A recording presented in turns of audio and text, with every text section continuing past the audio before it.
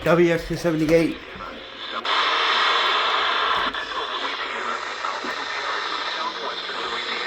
Northeastern Beauregard Parish in southwestern Louisiana, southeastern Vernon Parish in west central Louisiana, until 1:30 a.m. Central Standard Time. I knew they were going to do this. 10:08 p.m. Central Standard Time.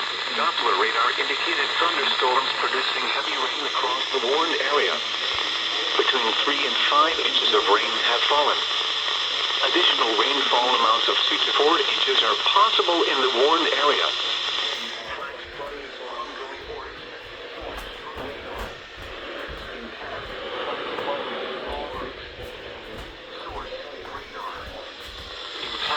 Flash flooding of small creeks and streams, urban areas, highways, streets, and underpasses, as well as other poor drainage and low-lying areas.